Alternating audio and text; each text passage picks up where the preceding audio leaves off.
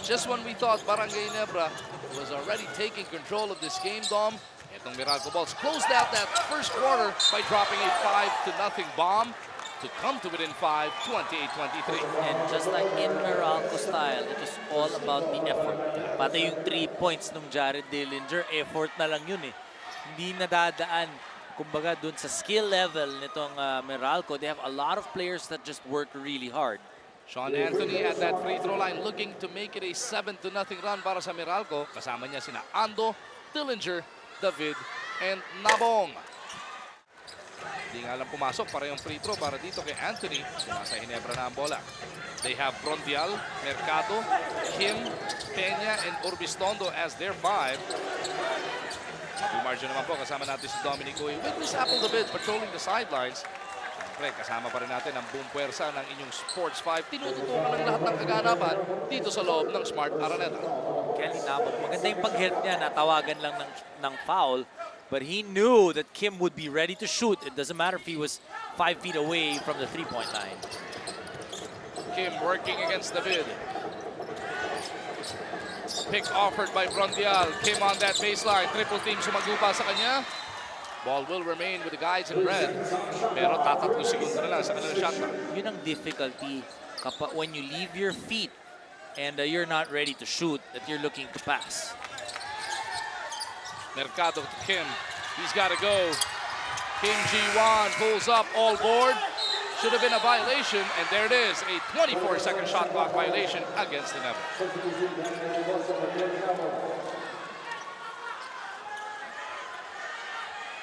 The Ginebra bench over at the Araneta saying dumaklis naman daw sa ring yun. Pero hindi umiba yung kilos ng bola. Oo eh. Ando working against Urbistondo. He rifles it back out to Anthony. Pasa naman niya, medyo malamya. Papunta sana kay JD. Preemptive foul given up by Gary. Makakapasok lang kasi nung Danny Ildefonso, so hindi siya nakareact dun sa gustong gawin ni Sean Anthony. Ildefonso matched up here with Peña. A matchup for the ages though. Ang tagal na yan, ano? Kasabaya ko pa yan eh. Yan. Peña. Hindi tumitingin sa ring. Lalabas nila, papunta kay Mercado. Bebuelo si Sol, lalabas kay Urbistondo. Nice flyby move. 17-footer Mintis. Peña with the board. Hindi naman kasi, kaya naman itong si Dorian Peña nasa Barangay Ginebra, hindi para sumut ng 15-footer, pero para kumuha ng rebound at pahirapan yung opposing big man. Dillinger pushing it the other way. Pupunta kay Ando. Ildefonso wanting to attack the young gun in Brondial. He drops it off. Pupunta kay David. Gary for 3. No good. Anthony secures it. Trying to go reverse. Trying to carve out some space. Puta tayo na about kay Rodney. 4-on-1 the other way. Brondial to Urbistondo. They hesitate.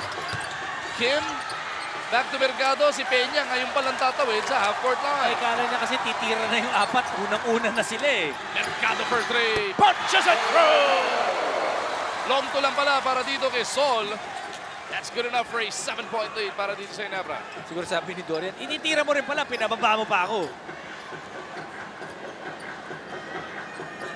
Dillinger kontra dito kay Sol. Going to the left side. Peña will look to help out. Anthony to Ando. Couldn't pull the trigger.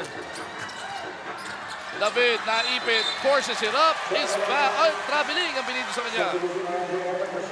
Pinahirapan talaga ng depensa ng Barangay Ginebra itong si Gary David.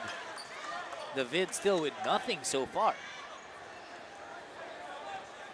And every time he gets that basketball, hirap na hirap siya. Unang-una, pinahihirapan nila siyang kumuha. Pag nakuha pa niya, mas mahirap pa because nakafocus sa kanyang depensa. Halos 3 minuto na lumilipas sa ating second quarter. 2 points pa lang ang naitatala dito, and that was courtesy of that long 2 from Sol Mercado. Meralco still scoreless as Slaughter hits that basket. Naikauban pang foul. Kakapasok lang ng Greg Slaughter, and right off the bat, nahanap na naman nila itong si Greg Slaughter. So I like how the guards are really looking for Greg Slaughter. Kasi nung unang mga games, nung wala yung Aguilar, wala yung Slaughter, hindi sila masyado tumitingin sa loob. At mahirap baguhin yun for the guards. Now that you really have to look for him, you gotta maximize that height, that talent of Greg Slaughter and Japet Aguilar. Slaughter completes that three-point play. Balik sa 10 ang abante ng Barangay Ginebra. Alam mong buhay kasi ng big man nakasalalay pa rin. Yung galing mo nakasalalay sa mga gwardya. Oo. Kasi kinakailangan mabigay sa'yo yung bola para magawa mo yung dapat mong gawin. Alagaan mo talaga mga gwardiya mo. Oo, blowout mo.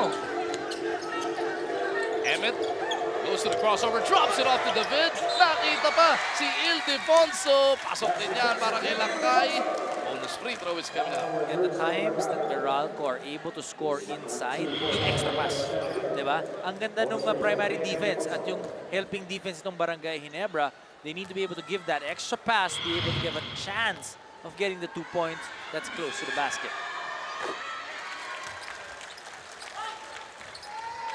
Ildefonso completes that three-point play. 33-26 na sa ating talaan. Kim bounces it to Brondial. Slaughter, no spacing, loses it on the way for that spin. Emmett dito sa kabilang dulo. Brondial sasalubong. Brondial had a hand on it. Pero pati braso kasama.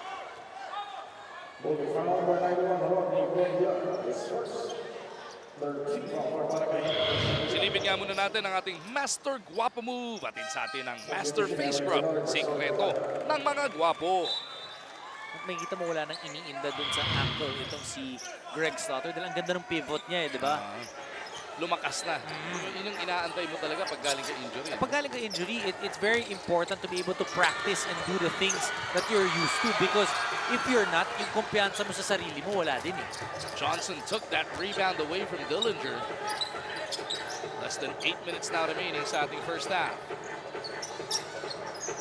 Johnson on the move. Lost his dribble. Gets it over to Kim Ji-won. Pulls up for three.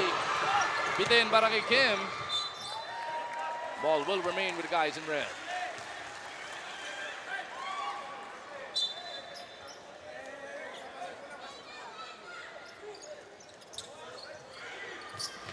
Tenorio flashing out para tanggapin yung basa. Ando sticking right next to him.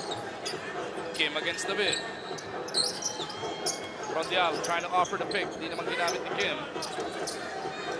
Rondial gonna take Dillinger off the dribble. Hindi, bibigay mo na niya kay Tenorio. Probably not a good idea. LA up and under. 19-footer is out. Emmett para sa rebound. Andre zigzagging his way all the way to the cup. Post glass for those 2 points. 9 points now for Andre Emmett. Hirap siya dun sa kanyang mga puntos. Talagang outstretched arms most of the time by Slaughter or even Japet Aguilar. Baba na naman sa limang inahabol ng Meralco. Tenorio wide open and he makes a pay. Confusion that time in the defense of the Meralco ball. It's wide open si L.A. Tenorio. 9 points in the game para dito kay Teniente as Jared Dillinger has scored his 5th point. Jared Dillinger, yung 2 games prior to the last one, was putting up 13.5 points and 8 rebounds per contest. Bigla na lang siya na blanco nung nakaraan. Yung malakas ka aces yung kalaban nila. The pressure really took its toll on the Meralco Bulls. Hindi sila makabuha ng rhythm. That ball game. As Greg Slaughter gets himself in double digits, 11 puntos para kay Greg Zilla. Just too easy now para kay Greg Slaughter. Kanina yung mga pasa-pasa lang. Now they need to be able to push him out and make it difficult for him because he's so tall, kaya niyang shootan ng ganun-ganun lang kahit sino nakatapat sa kanya. Dillinger for 3, drills that one. Atin sa atin yan ang PLDT Home DSL Triple Play Plans. Quality ball game ang ating natutunan ngayon so far in this first half, no? Both teams going to their strengths. Barangay Ginebra pupunta dun sa ilalim, dun sa snakes nila. Ito namang Meralco trying to go into transition kapag hindi pa nakaset up yung depensa ng Barangay Ginebra. Swabing-swabe naman yung pagkakapihit na yun. Napakasarap panoorin nitong si Orlando Johnson. Ano yun? Fluid din, no? Oo. Fluid yun, hindi pilit yung motion. Walang kahirap-hirap. Parang Willie Miller, di ba? Mga ganon. Pagka tayo sumubok, malamang, ma-whiplash. Sa kanila, ayos lang. Dillinger fouled on the way in. Will have to earn his points from the line. Hinatpick pa naman namin yun nung nakaraan sa Pinoy Fantasy League. 2 assists, 1 turnover. He had a total fantasy value of 1. 2 minus 1 eh. Mamaya sasabihin ko Nakikatawan yan. For more on JD, makibalita tayo kay Apple. Tulad ng pinag-uusapan niya, last game was a rough one for Jared. And sabi niya, it is that kind of game wherein you learn and you try to get over with it as soon as possible. Ang dami daw niyang oras na na-spend sa gym right after that, trying to evaluate kung ano nga bang nangyari sa kanya. But after that, kinalimutan na niya ngayon. And ngayon, very excited and ready daw siya sa game na to. Doon mo makikita, no, yung mga nagtatagal sa liga, yung mga talagang gumagawa ng pangalan. After an awful performance, hindi makakatulog yan. And yun, balik agad sa gym. Gusto ka agad makabawi. At kinakailangan kasi tingnan mo ano ba nangyari, ano bang ginawa mo, ano ba yung kulang, ano yung tama. And that's why Jared Dillinger was able to reinvent himself. If you remember, after that accident, yung level of play nitong si Jared Dillinger just increased by leaps and bounds. But Greg Slaughter, 6 out of 7 from the field so far. Hodge nagbabalik para dito. Oy! Si Jared Dillinger. Oy! The High Five Kids are in the house. If we're not mistaken, makakakwentuhan siya ni Miss Apple at halftime. Oh. High Five Philippines is starting tomorrow. Every day yan, Monday to Friday at 3:45 p.m. Yan. Tapos may replay po yan sa susunod na araw at 8:30. Yan ang umaga. So 3:45 yung fresh episode para sa mga pang-umaga sa eskwela, yung 3:45 p.m. panoorin natin. Yung mga panghapon naman sa eskwela, habulin natin yung 8 o'clock kinabukasan. O ikaw, alin ang papanoorin mo? Yung panghapon, malamang.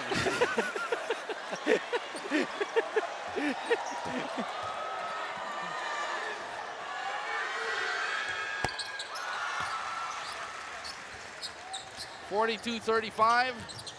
Parang Ginebra, abante ng 7. You know, we talked about the points of Greg Slaughter. In that first quarter, 16 out of the 28 points ng Barangay Ginebra galing sa points in the paint. Majority galing kay Greg Slaughter. May nalugnatan. Coming up with a putback dito sa kabila. Baba sa 5 ang inahabol ng Bulls. Hindi ba yun? 69% ang field goal shooting ng Barangay Ginebra sa first quarter. That's uncharacteristic for a Coach Norman Black coach team dahil gusto niya yung depensa, yung pinababa field goal percentage ng kalaban. Kaya naman pag nakita mo yung itsura ni Coach Norman Black ngayon sa bench, hindi niya maisip yung nangyari. Especially, you know, he's a big man that really played fantastic defense against the other bigs when he was playing. So masakit para sa kanya yun na ganun-ganun lang na minamaltrato yung depensa ng kanyang mga big man. Speaking of fantastic, what a move put on there by Ando to bring Meralco back to within 5. Right now, he looks to keep in front of Tenorio. Johnson against Emmett. Import contra import na. Ang tapatan natin dito. Emmett recovers on Johnson. Slaughter scoops it up over Hugnatahan. And Greg Slaughter is having a ball game for himself. You know, I like that play once again, but you know what I like even more? Si Japet Aguilar, nandun pa eh. Kung nag-mintis yun, he was flying all the way to the rim, going for a tip just in case. May putback jump possibility pa sana. No? Sakto, 3 minuto na lang natitira sa ating first half. Johnson may tanga ng bola.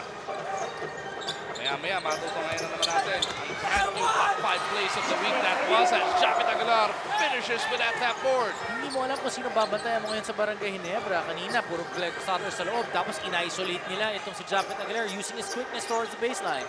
7 points in the game para kay Aguilar. Look at Ando with that blitzing speed. Alam mo, ikaw lang mabilis eh. Ando, doing the right thing. You know, hindi pa nakasettle yung depensa ng Barangay Ginebra, attacking that basket. 48-43. Barangay Ginebra still hanging on to this 5-point lead. LA hesitates and pulls up from 17. Emmett para sa board.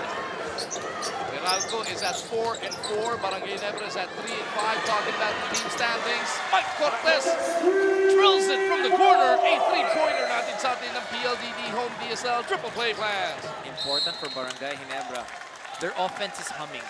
Ang Meralco Bolts, after being down by as much as 10 a couple of instances already, are back to within 2 points. Johnson with the leather. Tumawag ng 30-second timeout si Coach Frankie Lim para ipuwersa yung mandatory timeout ni Coach Norman Black. Johnson loses it. A chance for the Bolts to tie the game. Emmett drops it off to Ugnatan. Bit pa! Well-executed fast break by the Meralco Bolts. Definitely not how Coach Frankie Lim wanted to come off that timeout. That's only the second deadlock of the Super Bowl Sunday. Helterbrand pinasok na ni Coach Frankie. Peña hands it off papunta kay Helterbrand. Johnson at the corner. Ball is batted away by Emmett. Double block ayun, coming off that timeout. You turn the ball over, tapos nakascore pa itong Meralco. Then another near steal pa. Yun nakuha. Excellent 2-on-1 break run there by the Meralco Bolts. That's textbook from Coach Norman Black. Orlando looking for Peña.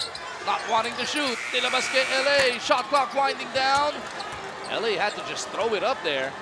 Hodge over to Cortez. Meralco gunning for the lead. Emmett off balance, puts it up. Wala. Japet gets it over to LA.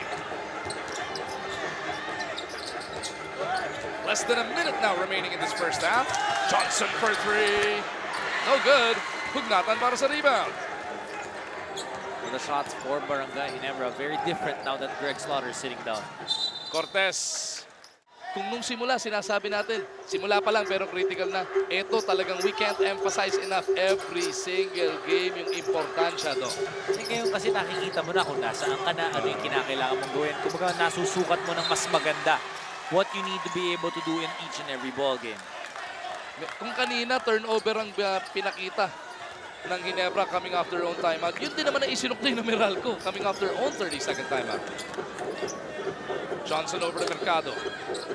Game is tied at 48. Orlando, bibigyan ng pick ni Peña. Peña on the slide. They go to Tenorio. Ball is tapped off his knee. Mababalik na naman sa Meralco ang bola. And Meralco might just be able to get the lead. Once again, the last time they led, 5-4 pa. Turned sloppy all of a sudden near the end of this first half. Andre Emmett wanting to make sure they get a quality look. Mercado right in front of him. One foul to give para dito sa Ginebra. Cortez to the corner. Hugnatan puts up a long one. Reynel bounces it home. Patience that time by the Meralco Bolts, milking that clock, going to Reynel Hugnatan at the corner. Napatingin pa si Reynel kay Dorian Peña. Sabi ni Reynel, "Hoy, 10 points na ako. Bantayan mo naman." 50-48. Meralco up by 2.